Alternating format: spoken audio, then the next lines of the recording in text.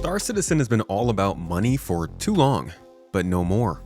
Crafting is finally hitting player hands, and with just a few hours hands-on, I can see how much it's going to change what players really care about in this game. From mining to trading, salvaging to looting, item recovery to even exploration, this is going to touch on everything. You're even going to be able to change your weapon stats now. Today I'm going to tell you about our first limited looks at crafting in Star Citizen. Not the feature, but the whole system and how it's going to affect you. Thank you for coming to my Tomato Talk.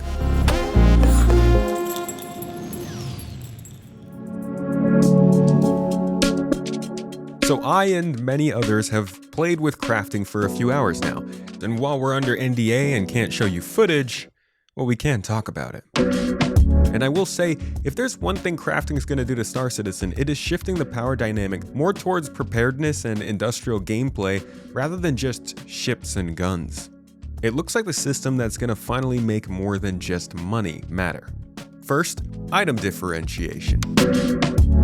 Items are progression. They need to be different based on variety of things. For example, I crafted two different P8 SCs, the best SMG in Star Citizen, using two different grades of aluminum at quality 905 and quality 708. The higher quality P8 got a 12.5% reduction in recoil and a 50% boost in RPM. The other, with lower quality aluminum, only got a 9.8% increase and a 22% boost in RPM. Item quality may have made the difference here, but in the future it could be the mining laser that was used, the catalysts in the refining ships, the method of refining used, or maybe it's the Copion horn that came from a malnutritioned Copion. I don't know. There are going to be a lot of different points during the process that are going to be able to affect the overall quality of the gun you make at the end of it. But in the current test, it's just material quality. When building the P8 though, I had to assign the materials that I was using, that being aluminum and hephaestonite.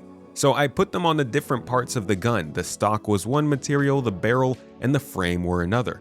Each part of an item, like the P8 I was making, will use a different material, so you can actually assign different qualities of the same material to different parts. So on the P8, my barrel was a higher grade aluminum, while my frame was a lower grade aluminum, and my stock was hephaestonite. In the future, you're going to need to make calls about what material to use where, and what stats are most important to you on the item. There's actually a quick preset you can use to auto-select the best or worst materials for the items that you're crafting. But you're going to have to think about your recoil, your reload speed, RPM, and a whole bunch of other things. And that's just for guns. Think about your armor, ships, utility items, tractor beams, and more. There's going to be a lot of item differentiation just due to quality. And quality is going to be the connective tissue of the game going forward. Every item in the game, from hunted beasts to mined minerals, are going to have quality ratings that determine their value on the market, perks while crafting, and even their appearance. That means every item in the game not bought from a shop or store will be unique. This is why wear and tear and degradation are such important and focused on aspects of the game. And while we still don't know how the inventory may handle hundreds of different levels of quality for each material, I am sure CIG has at least considered that. The quality of these items, their scarcity, where you can find them, and the factions that want them are a large part of what Star Citizen is being built around. The player economy, item scarcity, the ability to specialize in a field to be a single part of the best production line in the game. It's akin to Star Wars Galaxies, and this might be the start of it being realized. I recently covered the need for refining in Star Citizen, and in that video referenced Star Citizen's newfound obsession with crafting and blueprints. To craft it, blueprint, build, blueprint, craft blueprints. Back in 2021, when Chris Roberts played some Valheim with his daughter, you could see it in his eye. Yeah, more recently we started to play Valheim, at the beginning of this year, which was really great, and it actually has some fun sort of balance and survival light style gameplay, which is similar to some of the longer term survival light stuff and crafting stuff that we would want to do in Star Citizen and some of the stuff we've talked about actually for years. A new idea had struck, and the ship was turning slightly to compensate. And so the game has, preparing for this over the last few years. The same professions, from cargo hauling to looting, mining to salvage to exploration, can all go on doing what they were doing, but all will be able to take part and make use of the massive economic loop that'll ultimately center around crafting. For all intents and purposes, this is the system that drives Star Citizen forward on the player and sandbox side of things. But let's look at the different, more obvious ways this actually will impact you in the coming months. The main way crafted changes any game is shifting expectations from profit and earnings to supply and logistics. In Star Citizen, with its various systems and gameplay styles, that's a tenfold change. We've already touched on mining, how Quantanium is no longer going to be the sole valuable good. Anything can be made usable on a moment's notice simply based on the demand for items using that material. Blockade Runner can now call for shipments of items rather than just commodities, sending ripples into the sandbox game as players gather resources to craft those higher level items. In addition, with how much these stat increases benefit the user of crafted goods, player crafted goods will become the standard for a lot of people, calling for a lot of supply and thus much more mining, at least within player communities in the game. Salvage is a longer term outlook, but just as exciting. We know the profession saw a big upgrade towards the end of 2025 in anticipation of crafting, so we'll see how powder, rubble, and scraps fit into all this. Just like ship and FPS minables may be required to craft separate things, this encourages different types of salvagers to go out and collect different types of salvageables, and it actually also encourages crafters to set up a network of suppliers. Obviously, all of these professions will require the cargo haulers in between to move things where they need to go, and in the future, as I mentioned, salvaging ships will yield the actual material makeup of the ship you're collecting due to the maelstrom system. Looting is less a profession and more a way of life. My favorite, in fact, and it's going to change in some big ways here. Let's start with the most exciting and obvious. Item recovery Tier 1 is coming. This means full loot is coming back to Star Citizen, but with a caveat. You can lose any item you carry with you, but you can now register those items so that they can be respawned at your home at a moment's notice. This is temporary, as was the last version of item recovery, but this new system allows for items to be lost and insured, which is a very key part of Star Citizen as a whole. Just a step in the right direction right now, but something we should all be happy they are finally figuring out. But looting also changes because every raid, every contract, every mission now carries more chance of finding something valuable and useful. Those ingots and metals you find in loot boxes at derelict outposts, well, you can dismantle them down to their materials to create something else, along with anything else in the game that you can pick up. So salvage goes far beyond what it once was. Everything will have value to somebody now.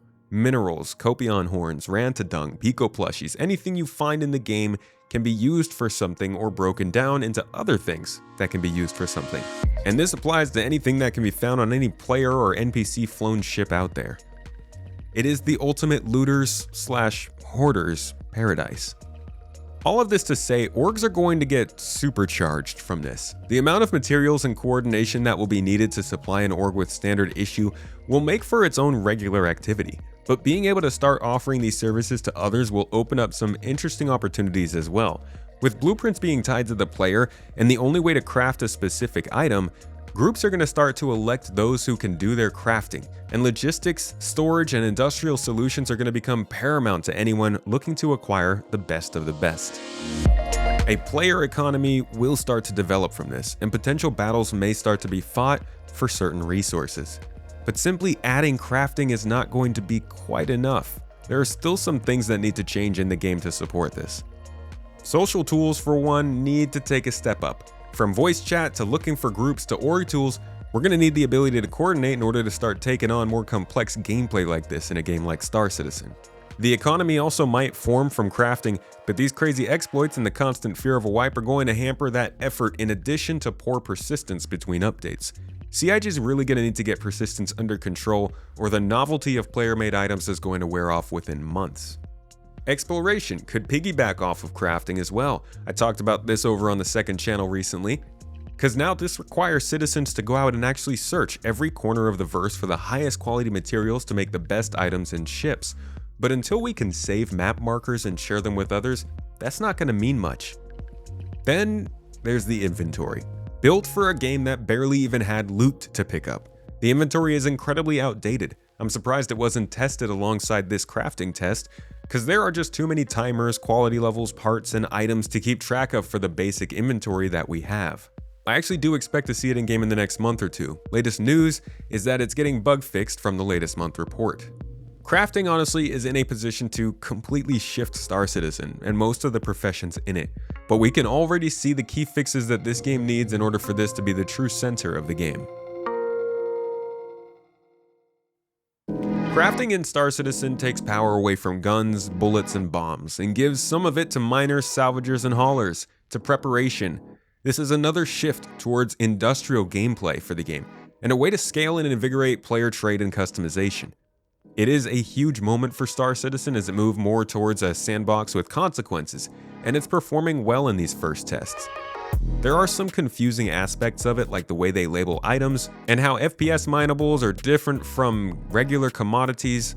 There's definitely a long way to go, and a lot of systems to connect here, and a lot of problems to get out of the way. Inventory being probably the biggest. And to be honest, I think that this test is, just like engineering, a chance to make sure things aren't completely broken. This is probably going to go to the live servers to test at scale pretty quickly because I don't see any other way.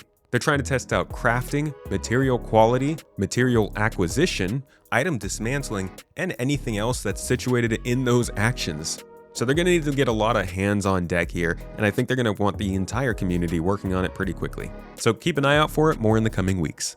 I hope you learned something new here about Star Citizen, about crafting, and where we're heading in the industrial section of gameplay. And I hope folks realize here that this game is not just focused on shooting things, even if sometimes it might feel like that. Thank you for watching this until the end. I'll catch you in the next.